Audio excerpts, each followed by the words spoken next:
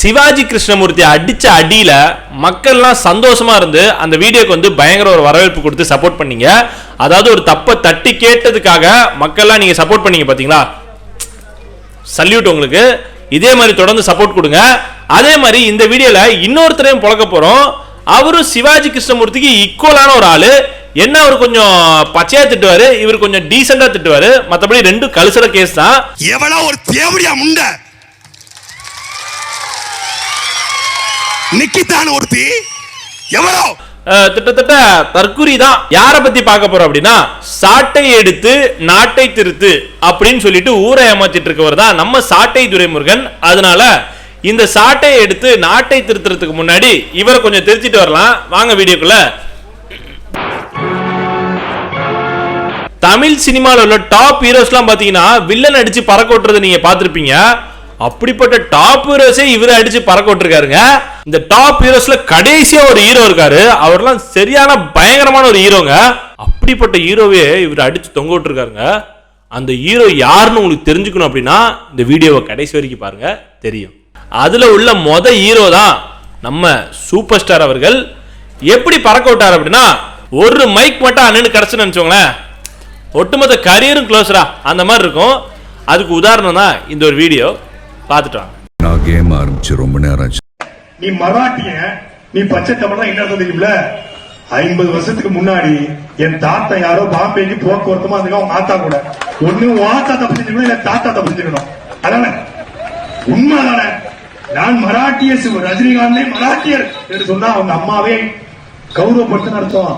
மராட்டி ரஜினிகாந்த் நீ தமிழ்னு சொன்னா அவங்க அம்மாவை நீ அசிங்கப்படுத்துவதாக அர்த்தம். எப்படி மக்களே, வீடியோ பார்த்துட்டீங்களா? இப்போ நீங்களா நினைப்பீங்க, ப்ரோ கரெக்டா தானே ப்ரோ சொல்லியிருக்காரு அவரு, எப்படி ப்ரோ ஒரு மகாராஷ்டிரன் வந்து தமிழ்நாட்டை ஆள முடியும், இதுல என்ன ப்ரோ நீங்க ட்ரால் பண்றீங்க அப்படிலாம் நீங்க நினைப்பீங்க. அதுக்கு முன்னாடி நீங்க இந்த வீடியோ பாட்டு வரணும். இந்த வீடியோ கொஞ்சம் பாட்டுவாங்க.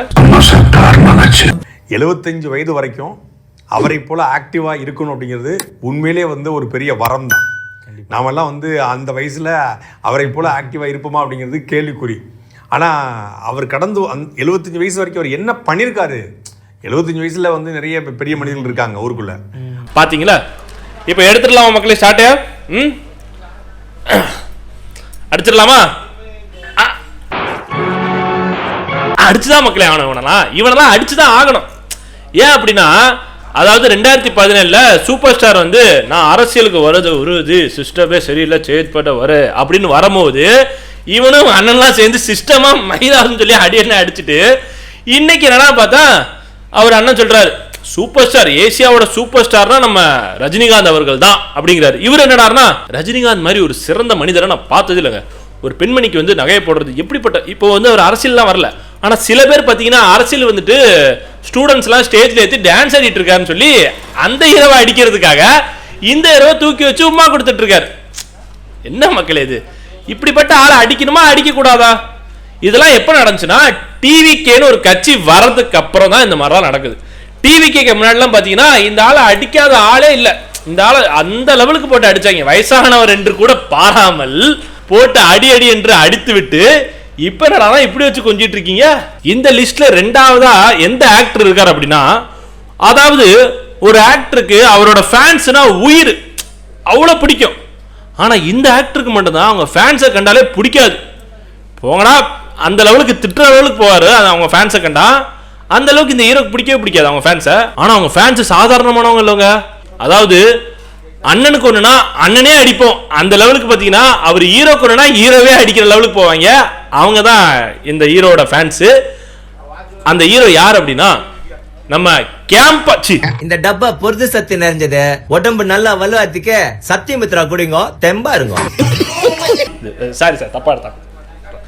நம்ம தல அஜித் அவர்கள் இந்த வீடியோ கொஞ்சம் பார்த்துட்டு வாங்க, என்ன பேசிருக்காருன்னு தெரியும். நம்ம வீட்டுல இருந்து கிளம்பி இன்னைக்கு 4 வருஷம் ஆச்சு. அஜித் குமாருக்கும் பசுமந்தி ஐயாவுக்கு என்ன சம்பந்தம்? அவன் நம்ம அவருடைய ரத்தமா உறவா சொந்தமா? அவன் மலையாளி, சொந்தமா அவன் மலையாளி, அவன் மலையாளி கொண்ட ஒரு மலையாளி. அவனை எதுக்கு நீ கொண்டாடுற?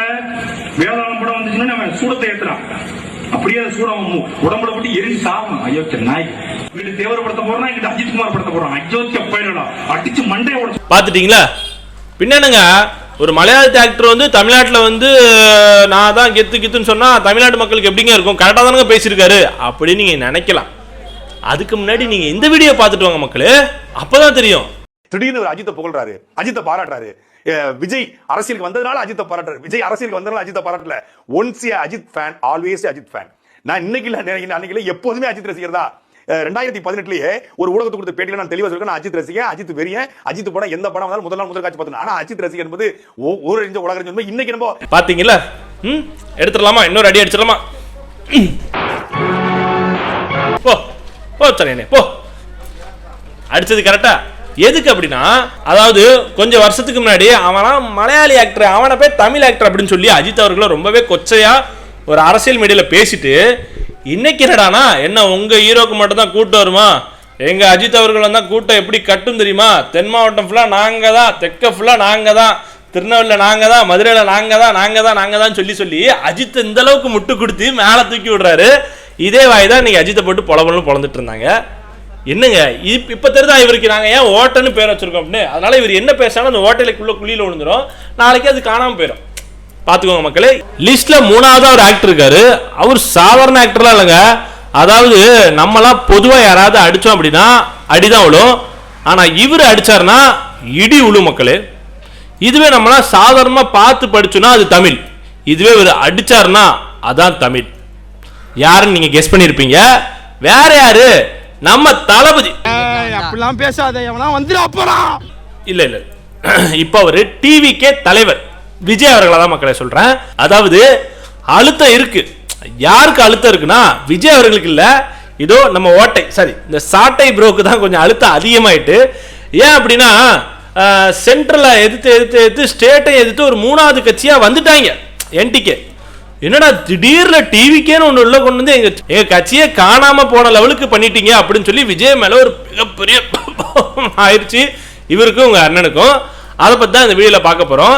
அதாவது டிவிகேக்கு முன் டிவிகேக்கு பின் இவர் விஜய்க்கு எந்த அளவுக்கு முட்டு கொடுத்திருக்காங்கிறது உங்களுக்கு இந்த வீடியோ பார்த்தாலும் தெரிஞ்சிடும். அந்த வீடியோ பார்த்தவங்க மக்களே. உலகத்தின் முதல் மொழி உசுரன காத்தம்னு சொன்ன உடனே பாக்கெட்ல இருந்து 500 ரூபாய் பணத்திருத்து கிழிச்சு எரிஞ்ச தியேட்டர்ல எத்தனை ரசிகர்கள் தளபதி அப்படின்னு அதுக்கு இது பண்ண பாத்தீங்களா?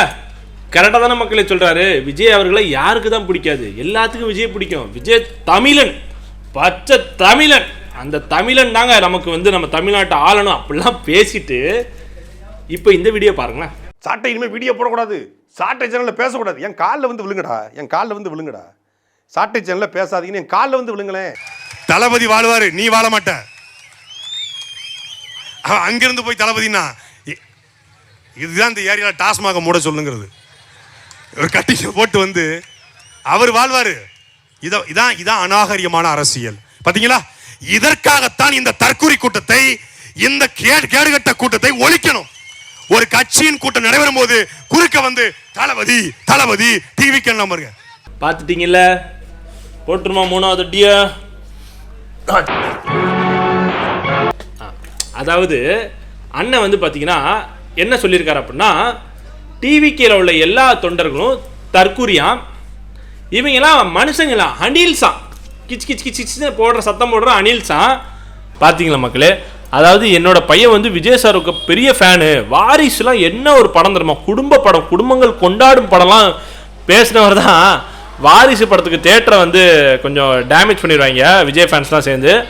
என்னங்க கூட்டம் இது? அணில் கூட்டங்க, தற்கூரி கூட்டங்க, அந்த மாதிரிலாம் போட்டு கிழிச்சா. இதெல்லாம் எப்போலாம் டிவிக்கே கட்சின்னு ஒன்று தொடங்குனதுக்கு அப்புறம். அது அண்ணன் அதாவது அரசியலுக்கு யாராவது வந்துட்டாங்கன்னா அண்ணன் விட மாட்டாருங்க, போலன்னு பொழந்துருவாங்க. நாளைக்கே பார்த்தீங்கன்னா, ஏன்னா இப்போ அண்ணன் வந்து பராசக்தி படத்துக்கு வந்து பயங்கரமாக முட்டு கொடுத்து நல்லா இருக்குன்னு சொல்லியிருக்காரு. இப்போ நாளைக்கு சிவகார்த்தின் வந்து திடீர்னு ஒரு கட்சி தொடங்கி, நானும் வரண்டா பொலிட்டிக்கல் 2029 எனக்கு தான், அப்படிச்சு 30 எனக்கு தான் அப்படின்னு பேசுறாருன்னு நினச்சோங்களேன். யாருங்க பராசக்தின்னு ஒரு படம் நடிச்சு இந்த மாதிரி பேச ஆரம்பிச்சிருவாரு, சிவகார்த்தின்னு திட்ட ஆரம்பிச்சிருவாரு. இதுக்கு முன்னாடி பார்த்த ஹீரோஸாவது சினிமாவில் வர டானை தான் அடிச்சு பார்த்துருப்பீங்க. ஆனால் இந்த ஹீரோ ரியல் லைஃப்ல உள்ள டானியே அடியன்னு அடிச்சு ஒரு குலுக்கி கையில கொண்டு வந்துருவாரு சார், கையில கொண்டு வந்துருவாரு. இந்த ஹீரோ சாதாரண ஹீரோலாம் இல்ல. துரந்தர்ல வருவாரு ரன்வீர் சிங், அவர் வந்து பாகிஸ்தானுக்கு ஸ்பைல போயிட்டு பாகிஸ்தானுக்கு ஸ்பையா போய் 8 வருஷம் ஆச்சுங்க அவருக்கு பாகிஸ்தானை கண்ட்ரோல்ல கொண்டு வரதுக்கு. நம்ம ஹீரோ போயிருந்தாருன்னா 8 நிமிஷத்துல அதோ கையில காமிச்சிருப்பாருங்க. வந்து ஒட்டுமொத்த மக்களுக்கு தமிழ்நாட்டில் வந்து 8 நிமிஷத்துல பாகிஸ்தானை கையில கொண்டு வந்துருவாரு சார் நம்ம ஹீரோ. ஹீரோ எடுக்காத போட்டோவே இல்லை. நம்ம பாட்டன், முப்பாட்டன், பூட்டன், முருகன், சிவன் எல்லாரும் கூட போட்டோ எடுத்து வீட்டுல தொங்க விட்டுருக்காரு, போய் பாருங்க. அப்படிப்பட்ட ஹீரோங்க எங்க ஹீரோ. நம்மளாவது வெறும் மட்டன் சிக்கன் தாங்க சாப்பிடுவோம், ஆனா இந்த ஹீரோக்கு ஆமக்கறி இல்லைன்னா அப்செட் ஆயிடுவாரு. அதுவும் இந்த ஹீரோ வந்து பாத்தீங்கன்னா படுக்காத தங்காத இடமே இல்லைங்க. ஒரு மிலிட்ரி, அதாவது வேர்ல்டுல இருக்க ஒரு மிலிட்ரியும் ஹீரோவோட தரிசனம் இல்லாம பார்டருக்கே போக மாட்டாங்க. அவங்க ஏதாவது ஒரு போருக்கு போறாங்க அப்படின்னா ஹீரோவோட பேரை 3 வாட்டி சொல்லிட்டு தான் போவாங்க. அப்படிப்பட்ட ஹீரோ. அதுவும் இல்லாம ரஷ்யாவுக்கு வந்து பாத்தீங்கன்னா துப்பாக்கி வேணும் அப்படின்னா ரஷ்யா பிரதமரே நம்ம ஹீரோக்கு தான் கால் பண்ணுவார். சார் எங்க இருக்கீங்க சார், ஒரு எமர்ஜென்சி சார், ப்ளீஸ் சார், எங்களுக்கு ஒரு 1000 துப்பாக்கி தேவை சார், எங்களுக்கு ஐடியா மட்டும் சொல்லுங்க சார். வெயிட் பண்ணு. அந்த லெவலுக்கு ரீப்ளே கொடுக்கறது தான் சார் நம்ம அண்ணன். நமக்குலாம் தெரிஞ்சது வெறும் AK-47 மட்டும் தான். அண்ணனுக்கு A to Z 47 வரைக்கும் எல்லாம் தெரியும். ஒட்டுமொத்த துப்பாக்கியுமே இறக்குமதி பண்றதே நம்ம ஹீரோ அவர்கள் தான் ரஷ்யாவுக்கு. இந்த பில்டப் வச்சே தெரிஞ்சிருக்கோம் இந்த ஹீரோ யார் அப்படின்னு. வேற யாரு, நம்ம மக்களுக்காக நின்ன நம்ம சீமான் அவர்கள் தான். அப்படிப்பட்ட ஒரு ஹீரோ என்று கூட பாராமல், என்னடா சீமானும் சாட்டை அவர்கள் 2 பேரும் அண்ணன் தம்பியாச்சு, ஒண்ணுக்குள்ள ஒன்னா இருப்பாங்களே, அண்ணனுக்கு ஒண்ணுன்னா அந்த அளவுக்கு துடிச்சிருவாரு, இவர் எப்படி அண்ணன் அடிப்பாரு நாங்களும் நினைச்சோம்.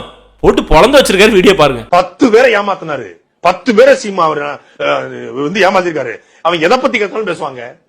ஹிட்லரை பத்தி கேட்டா பேசுவான், முசோலினியை பத்தி முசோலினியை பொறுத்தளவுல அவரை பாத்தீங்கன்னா அவர் என்னுடைய நீண்ட கால நண்பரு. அவர் சின்ன வயசுல பாத்தீங்கன்னா அவருக்கு வந்து காலில் ஒரு புண்ணு இருந்துச்சு, அப்பதான் நான் கொண்டு போய் உனக்கு மருந்து வாங்கி கொடுத்தோம்மா. ஹிட்லரை பத்தி பேசினா பேசுவான். கேப்டன் முல்லர் என்னப்போ இவர் கிளாஸ்மேட் மாதிரி உட்காந்து பேசிக்கிட்டு இருக்கான். பொன்பரப்பி தமிழரசன் பத்தி கேட்டா அவருக்கு பொன்பரப்பி தமிழரசன் நான் தான் மோர் வாங்கி கொடுத்தோம்மா.